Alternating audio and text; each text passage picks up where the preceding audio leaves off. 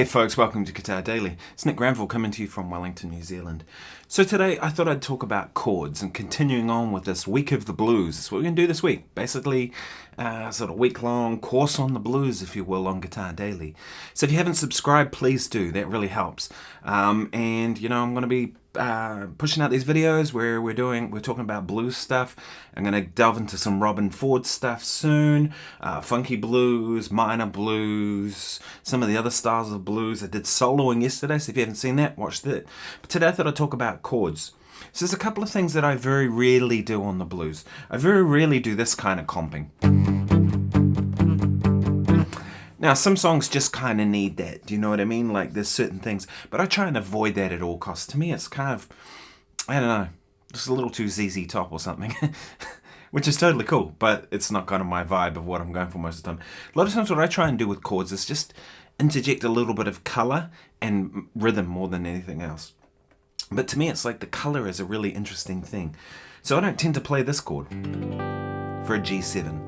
You know, 1, 5, flat, 7, 3, 5, 1. I don't tend to do that. To me, it's just not that interesting. I'm more likely to use this. Which we have F, B, E, G. Or 8, 9, 9, 8. Or, better yet, flat 7, 3, 6, root note. So it has the root note on top. By having the root note on top, it very rarely clashes with much. It's just a pretty chord to put in amongst it. It's kind of another option that I'll use, a G13. It's G, F, B, E. Same set of notes, different order.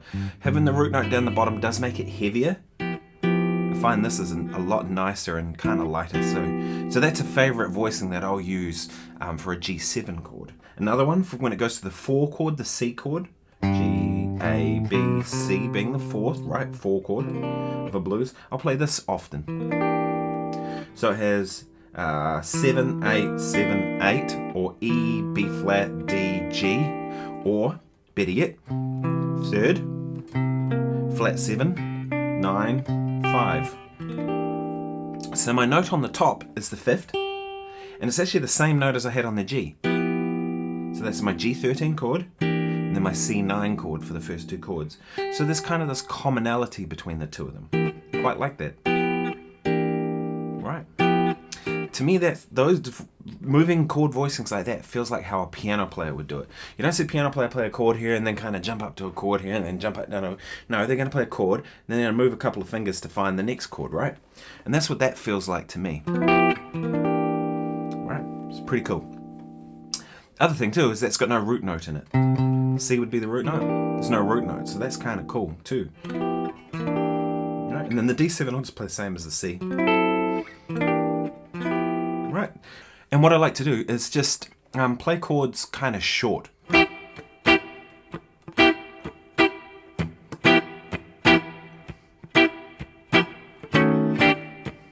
You notice there I went B7 to C7.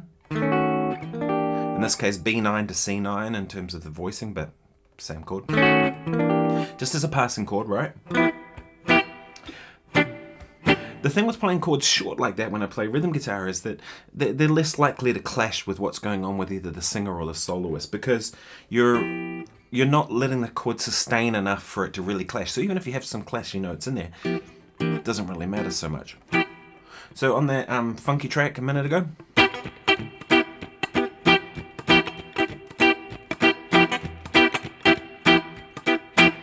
you see, I'm not going. I'm going. Provides more rhythm, provides more certainty of what's going on. It's less ambiguous, and provides the color that's needed, right? So that's kind of an approach I take a lot of the time, is those voicings. If I'm down in this end of the neck, I might play the G7 like I played the C, and then I'll go to C9.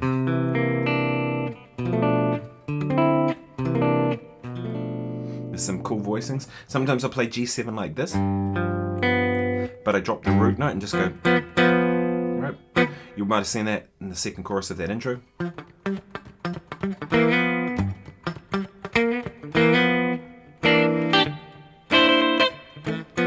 And what I do too with chords like that, that's a C9 voicing. So we have B flat, D, E, C. right? Or 8, 7, 5, 8. There's your root note. The voicing like that, when I get into those kind of voicings,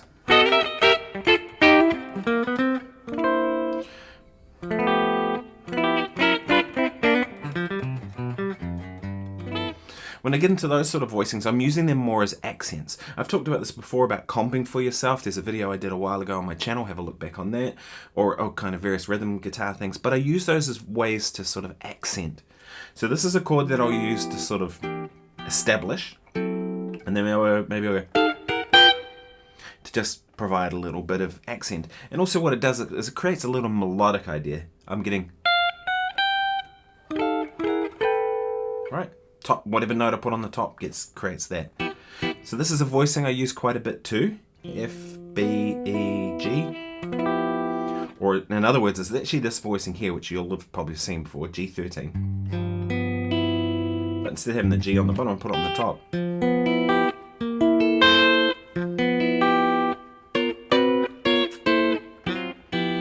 And I don't tend to do what I just did there. Like jump up to the D like that and jump back down to the G. I'm more likely to go. Right? So I try and look for voicings in the same area of the chords I'm playing. I try and voice lead my notes so that they lead nicely to the next chord. Voice leading's a huge topic. We could go into that one day. So let me know in the comments below if that's something you think I should cover. But I try and voice lead my notes so that things move nicely, and I try and play it in a similar kind of area, play my chords short, and it tends to work pretty good. I'll give you another demonstration. This time I'm going to play different chords and we'll discuss.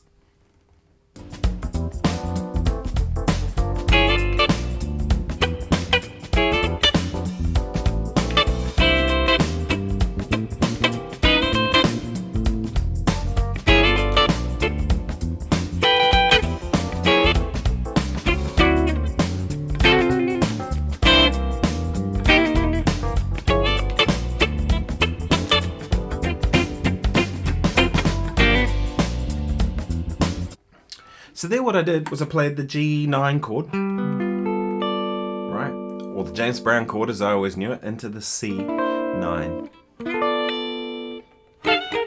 And this sort of stuff, right?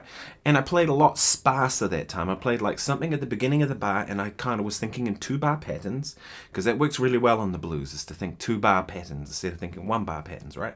So 2-bar pattern, I played something in the first bar and played very little in the second bar and sort of made something out of that.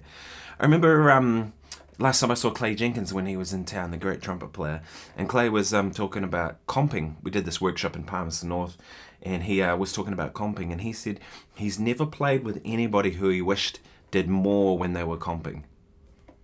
And that's kind of stuck with me, right? If anything, he'd probably want most people to do less when they comp, not more. And that's kind of the way I see it, right? Is that's what I'm always going for, is like, how do I do the least amount but give the most impact to it? Which is really the key. Because your whole role there is not to clutter the music and not to clutter the soloist or singer. It's to support. So I'm always looking at that, right? So you saw there I just went... Next bar goes by. Nothing, right?